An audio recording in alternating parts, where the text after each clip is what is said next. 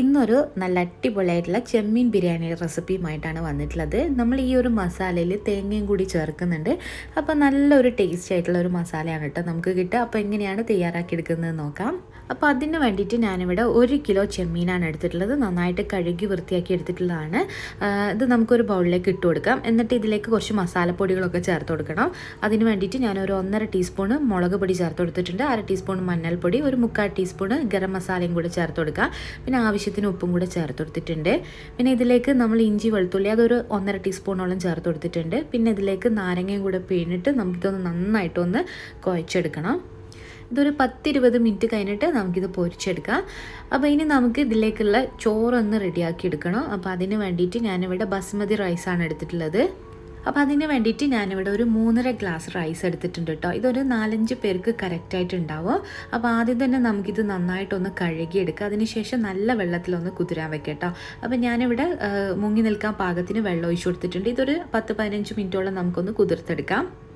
ഒരു 15 മിനിറ്റിന് ശേഷം നമുക്ക് ഈ ഒരു അരി ഒന്ന് വേവിച്ചെടുക്കാം. അതിന് വേണ്ടിയിട്ട് കുറച്ചധികം വെള്ളം വെച്ചിട്ടുണ്ട്. തിളച്ച് വരുന്ന സമയത്ത് നമുക്കിതിലേക്ക് സ്പൈസസ് ഒക്കെ ചേർത്ത് കൊടുക്കാം. അതുപോലെ തന്നെ ഗ്രാമ്പു, പട്ട, ഏലക്ക ഇതൊക്കെ ചേർത്ത് കൊടുത്തിട്ടുണ്ട്. ആവശ്യത്തിന് ഉപ്പും ചേർത്തിട്ട് നമുക്ക് ഈ ഒരു അരി ഇതിലേക്ക് ഇട്ട് കൊടുക്കാം. നന്നായിട്ട് വെള്ളമൊക്കെ കളഞ്ഞിട്ടാണ് ഇട്ട് കൊടുത്തിട്ടുള്ളത്.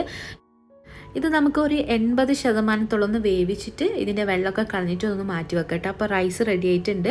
നമുക്കിതൊരു സൈഡിലേക്ക് മാറ്റി വെക്കാം. ഇനി ഞാൻ വേറൊരു പാത്രത്തിൽ കുറച്ച് ഓയിൽ ഒഴിച്ചു കൊടുത്തിട്ടുണ്ട്. നമ്മൾ നേരത്തെ പുരട്ടി വെച്ചിട്ടുള്ള ആ ഒരു ചെമ്മീനൊക്കെ ഉണ്ടല്ലോ, അതൊക്കെ ഒന്ന് ഫ്രൈ ചെയ്തിട്ടെടുക്കാം. അപ്പം നമ്മളിതിലേക്ക് ഒട്ടും തന്നെ വെള്ളം ഒഴിച്ചു കൊടുക്കാതെ വേണം ഇത് ഫ്രൈ ചെയ്തെടുക്കാൻ. ഇതിൽ നിന്നൊക്കെ നന്നായിട്ട് വെള്ളം ഇറങ്ങി വരും കേട്ടോ. അപ്പോൾ നമ്മൾ ഇതിൽ നിന്ന് കുറച്ച് വെള്ളം അങ്ങ് മാറ്റി വെക്കാം. ബാക്കിയുള്ളത് നമുക്ക് ഹൈ ഫ്ലെയിമിലിട്ടിട്ട് ഇതൊന്ന് വറ്റിച്ചെടുക്കാം. ലാസ്റ്റ് നമ്മൾ ദമ്മിടുന്ന സമയത്ത് ഒഴിച്ചു കൊടുത്തു കഴിഞ്ഞാൽ നല്ലൊരു ഫ്ലേവർ ആയിരിക്കും. അതുകൊണ്ട് ഞാനിത് കുറച്ച് മാറ്റി വെക്കുന്നുണ്ട് കേട്ടോ. അപ്പോൾ ഈ ഒരു കളർ ആവുന്ന സമയത്ത് നമുക്കിതൊന്ന് കോരി മാറ്റിയെടുക്കാം. ഇനി ഈ ഒരു ഓയിലേക്ക് തന്നെയാണ് ഉള്ളി ചേർത്ത് കൊടുക്കുന്നത്. അപ്പോൾ ഞാനിവിടെ മീഡിയം സൈസിലുള്ള ഒരു 5 ഉള്ളി എടുത്തിട്ടുണ്ട്. നമുക്ക് നല്ല തിന്നായിട്ട് കട്ട് ചെയ്തിട്ട് ഇതിലേക്ക് ചേർത്ത് കൊടുക്കാം. അതുപോലെ തന്നെ തക്കാളി ഒരു 3 എടുത്തിട്ടുള്ളത്. നന്നായിട്ട് പഴുത്ത തക്കാളിയാണ് കേട്ടോ. നല്ലൊരു ടേസ്റ്റ് ആയിരിക്കും. അപ്പോൾ ഇതിലേക്ക് ചേർത്ത് കൊടുക്കാം. നമുക്ക് ആദ്യം തന്നെ ഉള്ളി ചേർത്ത് കൊടുക്കുന്നുണ്ട്. ഉള്ളി നമുക്ക് കുറച്ച് ഉപ്പൊക്കെ ഇട്ടിട്ട് ഒന്നങ്ങ് ആദ്യം വഴറ്റിയെടുക്കാം. ചെറുതായിട്ട് ഇതുപോലെ ഇങ്ങനെ വഴറ്റി വരുന്ന സമയത്ത് നമുക്ക് ഇഞ്ചി വെളുത്തുള്ളി ചേർത്ത് കൊടുക്കാം. ഞാനിവിടെ ഒരു 2 ടീസ്പൂൺ ഇഞ്ചി വെളുത്തുള്ളി ചതക്കിയതാണ് ചേർത്ത് കൊടുത്തിട്ടുള്ളത്. അതുപോലെ തന്നെ പച്ചമുളക് ചേർത്ത് കൊടുക്കുക. ഒരു 5 പച്ചമുളക് ചേർത്ത് കൊടുത്തിട്ടുണ്ട് കേട്ടോ. ഇനി നമ്മൾ തക്കാളിയും കൂടെ ചേർത്ത് കൊടുക്കുന്നുണ്ട്. ഇതൊക്കെ നമ്മൾ സാധാരണ മസാല ഉണ്ടാക്കുന്ന പോലെ തന്നെ ഉണ്ടാക്കിയെടുക്കുക. ഇനിയാണ് നമ്മൾ ഇതിലേക്ക് തേങ്ങ ചേർത്ത് കൊടുക്കുന്നത്. ഞാൻ ഏകദേശം ഒരു 3/4 കപ്പോളം തേങ്ങയാണ് ഇതിലേക്ക് ചേർത്ത് കൊടുക്കുന്നത്. ചിരകിയെടുത്തിട്ടുള്ള തേങ്ങ. എന്നിട്ട് ഇതൊന്നും കൂടെ നന്നായിട്ട് മിക്സാക്കി കൊടുക്കാം. ഏകദേശം ഒരു 2-3 മിനിറ്റ് ഇതുപോലെ ഇളക്കി കൊടുത്തതിന് ശേഷം നമുക്കിതിലേക്ക് മസാലപ്പൊടികൾ ചേർത്ത് കൊടുക്കാം. 1 ടീസ്പൂൺ മല്ലിപ്പൊടി, 1/2 ടീസ്പൂൺ മുളക് പൊടി, 1/4 ടീസ്പൂൺ മഞ്ഞൾപ്പൊടി, പിന്നെ അതുപോലെ തന്നെ ഒരു 1/2 ടീസ്പൂൺ ബിരിയാണി മസാലയും കൂടെ ചേർത്ത് കൊടുത്തിട്ടുണ്ട്. ഇത് നന്നായിട്ടൊന്നും കൂടെ ഇളക്കി കൊടുക്കാം. ഇനി ഇതിലേക്ക് നമ്മൾ നേരത്തെ പൊരിച്ച് വെച്ചിട്ടുള്ള ചെമ്മീനും കൂടെ ചേർത്ത് കൊടുക്കാം. അതുപോലെ തന്നെ കുറച്ച് മല്ലിയിലയും പുതിനയിലയൊക്കെ ചേർത്ത് കൊടുത്തിട്ടുണ്ട്. ഒന്ന് നന്നായിട്ട് ഇതൊന്ന് മിക്സ് ആക്കിയിട്ടെടുക്കാം. പിന്നെ അതുപോലെ തന്നെ ഇതിലേക്ക് ഉപ്പ് ആവശ്യമുണ്ടെന്നുണ്ടെങ്കിൽ വീണ്ടും ചേർത്ത് കൊടുക്കണേ. പിന്നെ അതുപോലെ കുറച്ച് നാരങ്ങ നീരും കൂടെ ഒഴിച്ചു കൊടുക്കുന്നുണ്ട്. എന്നിട്ട് ഇതുപോലെ നന്നായിട്ടൊന്നും കൂടെ മിക്സ് ആക്കിയിട്ടെടുക്കാം.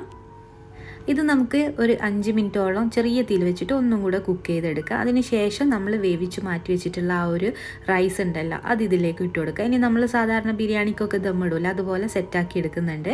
അപ്പോൾ ആദ്യത്തെ ലെയറിൽ നമ്മൾ കുറച്ച് നാരങ്ങ അതുപോലെ മഞ്ഞളും കൂടെ മിക്സ് ആക്കിയത് ഒഴിച്ചു കൊടുക്കാം. പിന്നെ അതുപോലെ തന്നെ കുറച്ച് കളറും മിക്സ് ആക്കിയിട്ട് ഒഴിച്ചു കൊടുക്കുന്നുണ്ട് കേട്ടോ. അതുപോലെ നമ്മൾ നേരത്തെ മാറ്റി വെച്ചിട്ടുള്ള ആ ഒരു ചെമ്മീൻ്റെ ആ ഒരു വെള്ളം ഉണ്ടല്ലോ, അതും കൂടെ ഒഴിച്ചു കൊടുക്കുന്നുണ്ട്. അപ്പോൾ നല്ലൊരു ടേസ്റ്റ് ആയിരിക്കും കേട്ടോ ഇതുപോലെ ഒഴിച്ചു കൊടുക്കുന്ന സമയത്ത്. അപ്പോൾ ഞാനിവിടെ 2 ലെയറായിട്ടാണ് കേട്ടോ ബിരിയാണി ഇങ്ങനെ ദമ്മിട്ടെടുക്കുന്നത്. ഇനി ലാസ്റ്റ് നമ്മൾ കുറച്ച് മല്ലിയിലയും പുതിനയിലയും അതുപോലെ ഫ്രൈ ചെയ്തെടുത്തിട്ടുള്ള ഉള്ളിയൊക്കെ ചേർത്ത് കൊടുക്കാം. പിന്നെ ആദ്യം ചേർത്ത് കൊടുത്തപോലെ തന്നെ മഞ്ഞൾ കലക്കിയതും കളറും പിന്നെ ആ ഒരു ചെമ്മീൻ്റെ വെള്ളമൊക്കെ ഒഴിച്ചു കൊടുക്കുക. പിന്നെ ഇതിലേക്ക് ബിരിയാണി മസാല ഒരു 1/4 ടീസ്പൂൺ അളവിൽ ചേർത്ത് കൊടുക്കുന്നുണ്ട് കേട്ടോ. നല്ലൊരു ടേസ്റ്റ് ആയിരിക്കും നമ്മൾ ഈ ഒരു റൈസിനൊക്കെ. ആ ഒരു ഫ്ലേവറൊക്കെ നല്ല അടിപൊളിയായിട്ട് തന്നെ നമുക്ക് കിട്ടും കേട്ടോ. ഇനി നമ്മൾ ഫോയിൽ വെച്ചിട്ട് ഇതൊന്ന് കവർ ചെയ്തിട്ട് ദമ്മിട്ടിട്ടെടുക്കാം. ഇതൊരു ഏകദേശം 10-20 മിനിറ്റ് ചെറിയ തീയിൽ വെച്ചിട്ട് ഫ്ലെയിം ഓഫ് ചെയ്ത് വെക്കുക. പിന്നെ നമ്മൾ 1 മണിക്കൂർ കഴിഞ്ഞിട്ട് ഇത് തുറക്കുകയാണെന്നുണ്ടെങ്കിൽ നല്ല അടിപൊളിയായിട്ടുള്ള ബിരിയാണി റെഡിയായി കിട്ടും കേട്ടോ. നല്ലൊരു ടേസ്റ്റാണ്. പ്രത്യേകിച്ച് ആ ഒരു ഫ്ലേവർ ചെമ്മീൻ്റെ ഒക്കെ ഫ്ലേവർ നന്നായിട്ട് ഇറങ്ങിയിട്ടുണ്ടാവും ഈ ഒരു റൈസിലേക്കൊക്കെ. അപ്പോൾ എല്ലാവരും ഒന്ന് ട്രൈ ചെയ്ത് നോക്കുക. ഈ ഒരു മസാലയ്ക്ക് തന്നെ ആ ഒരു തേങ്ങയൊക്കെ ചേർത്തുകൊണ്ട് ഒരു പ്രത്യേക ഫ്ലേവറാണ്.